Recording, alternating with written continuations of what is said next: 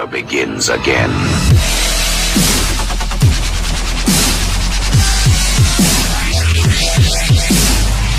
A segment before we begin. Saturdays at 10 a.m. Central Standard Time, we're going back live, and what we're going to be doing is recapping all the biker news from that week and getting into other subjects and stuff, having a good time. I know a lot of people have been wanting to have lives again, so we're going to give it to them. But let's get into the story from the Modesto Bee. We're actually going to have two today.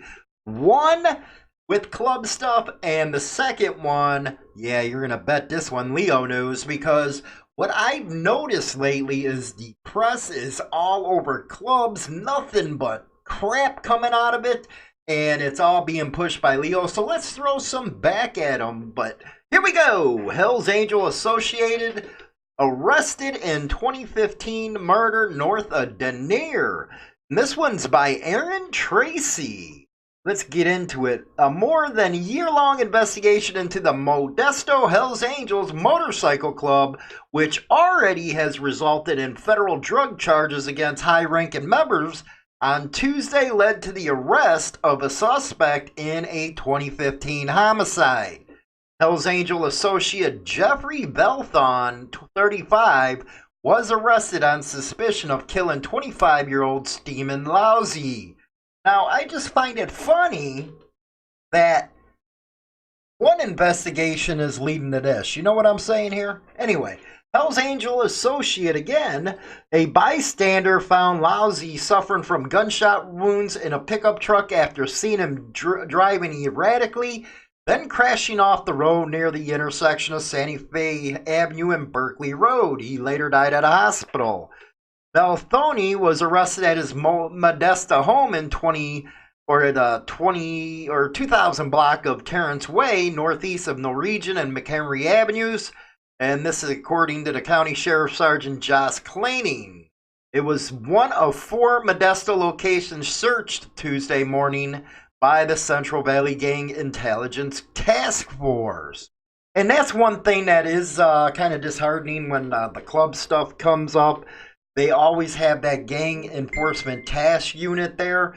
And I know we can argue one way or another if it's fair to be called the gang. But, you know, what's been coming out on this story the last couple months, it's like, really, what the hell? And you'll see more of that. The search warrants were based on information received through the task force made up of multiple local police agency, the FBI, and district attorney's office about manufacturing and sales as part of a long-term investigation of the Hells Angels and their associates. What I'm hoping is there's no ratting going on, you know, but the coincidence, I don't know. Also arrested Tuesday were Modesto residents Bradley, 35, on suspicion of manufacturing a controlled substance and being a felon in possession of ammunition.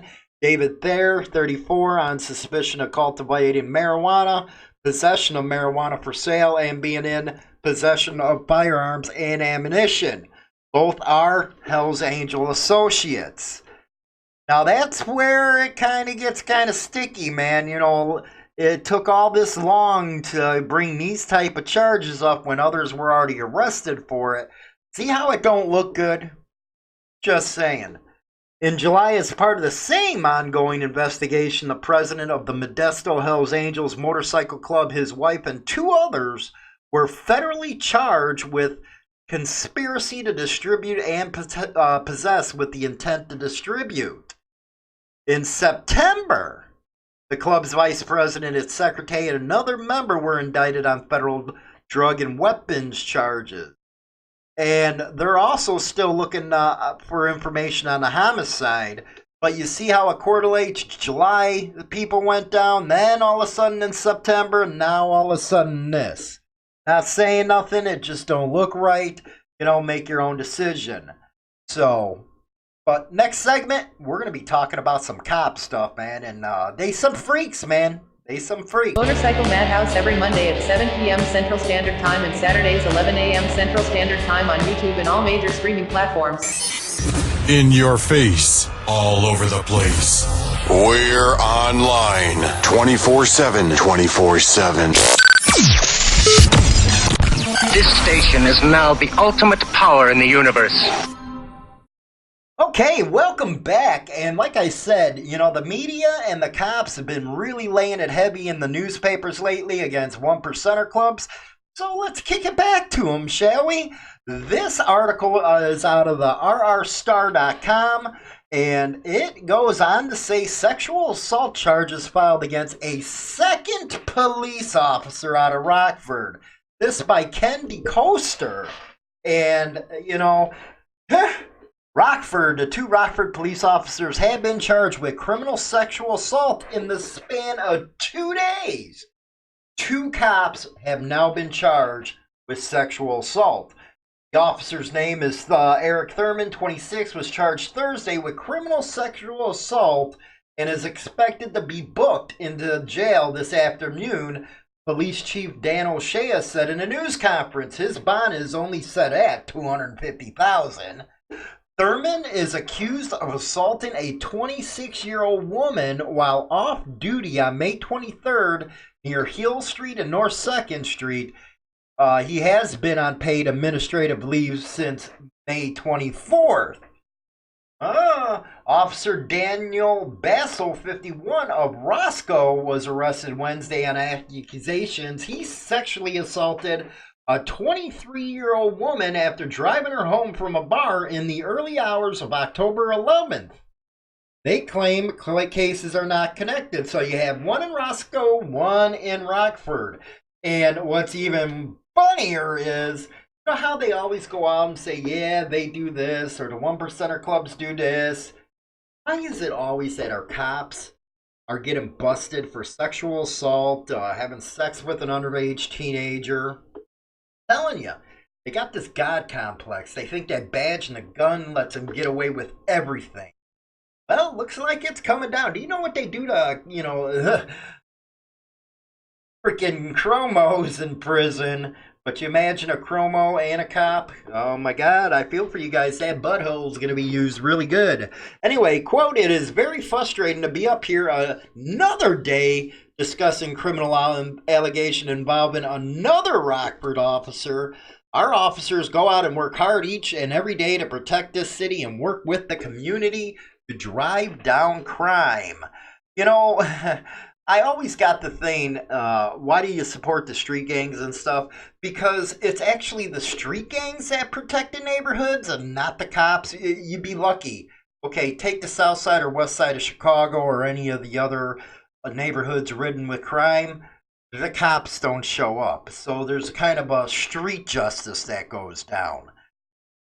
Quote, when we receive reports like this in the previous report, we handle them like we do every other criminal complaint, every criminal allegation, and we investigate them thoroughly. So this guy was put on paid leave, by the way, in May. It is now October 24th, and he's finally getting charged. So this is how they handle things like this. You know, somebody like you and I, if this happened in May, it would have been May when you're arrested. No, because he's a cop, he got extra special treatment, just my opinion.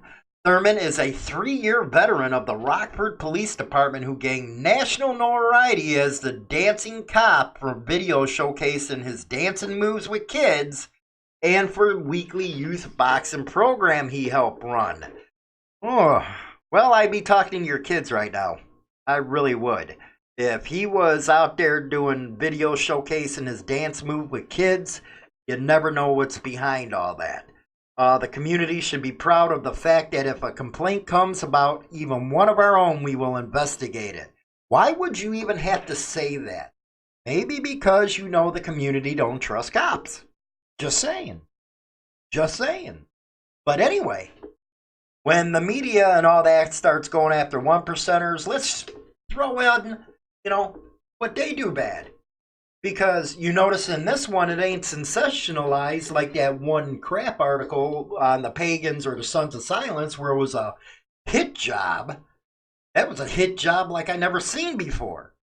So, you see the difference in the reporting? And this guy, made, whatever. But thanks for watching the segment.